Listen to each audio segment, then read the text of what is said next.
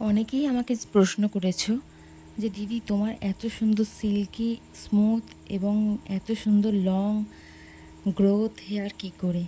তো আমার চুলের জাদু কেন তোমরা দেখেই নাও। ঘরোয়া পদ্ধতিতে তোমার চুলটাও ঠিক করে নিতে চাও, তাহলে এই ভিডিওটা ভালো করে দেখে নাও আর পেয়ে যাও আমার মতো স্মুথ হেয়ার। চুল পড়ার সমস্যাটা কিন্তু মারাত্মক একটা সমস্যা, সেটা ছেলে হোক কিংবা মেয়ে। তো এইভাবে যদি চুল ঝরতে থাকে 1 মাসও লাগবে না ন্যাড়া হয়ে যেতে।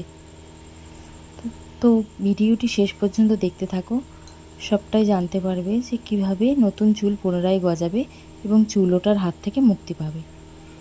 তার আগে বলে রাখি, রিয়াজ লাইফস্টাইল ব্লগে সবাইকে স্বাগত।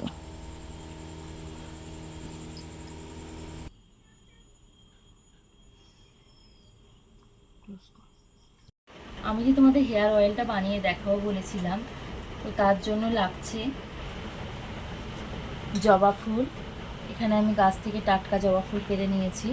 তো আমি আরও কিছু জবা ফুল দেব, তো আমি এই কটাই দেখিয়ে দিয়েছি তোমাদেরকে।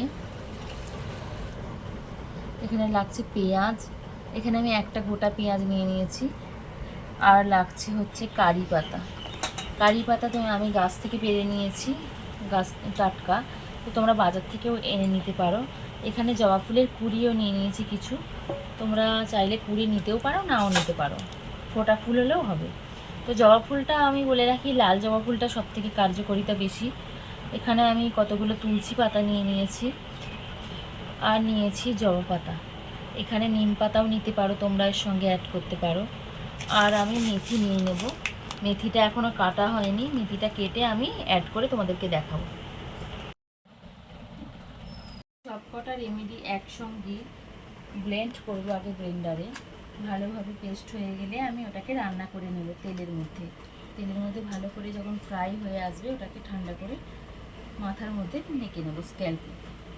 চলো দেখা যাক কীভাবে বানাচ্ছে।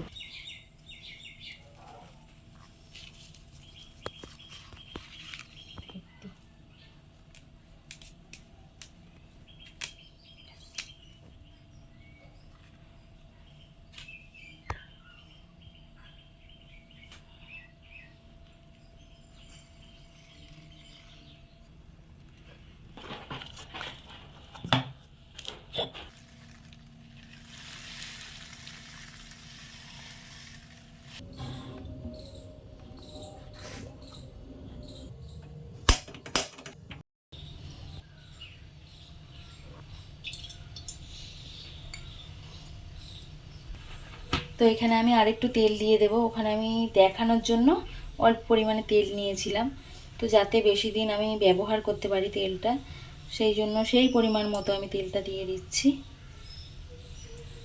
পরিমাণ মতো দিয়ে দিতে পারো।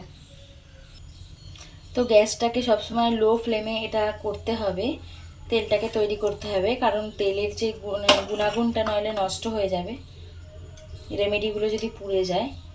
তো দেখো তেলটাকে আমি ফ্লেমে দিয়ে আস্তে করে জাল করে নেব। দেখো অল্প যে ফেনা হয়েছিল, সে ফেনাটা কেটে গেছে। এবার আমি রেমেডিটি দিয়ে দিলাম।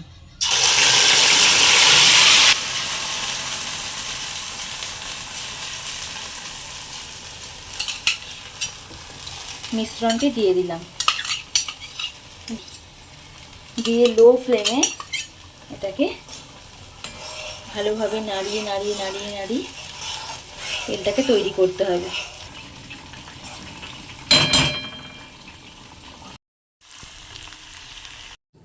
দেখো তেলটা আমার কীরকমভাবে রেডি হয়ে গেছে, একেবারে দেখতেই পাচ্ছ।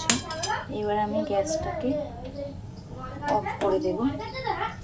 এবার গরম থাকা অবস্থাতেই আমাকে ছেঁকে নিতে হবে,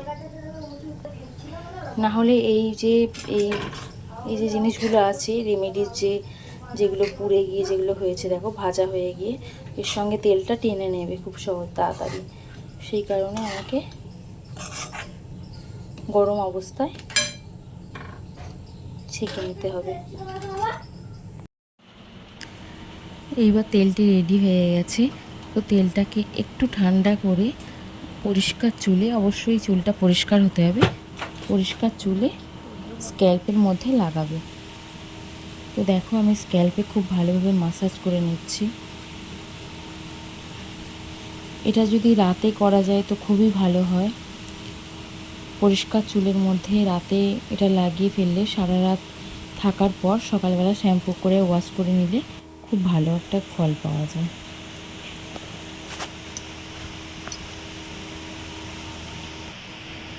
যারা সেইভাবে কিছু করতে পারে না পার্লারে এসে, তারা আমাকে অনেকেই বলো, আমার যেহেতু পার্লার আছে তোমরা অনেকেই জানো, তারা আমাকে অনেকেই বলো যে দিদি কিভাবে বাড়িতে আমরা ঘরোয়া উপায়ে নিজেদের চুলটাকে ঠিক রাখবো, চুল ওঠা বন্ধ হবে, তাদের জন্য এই টিপসটা।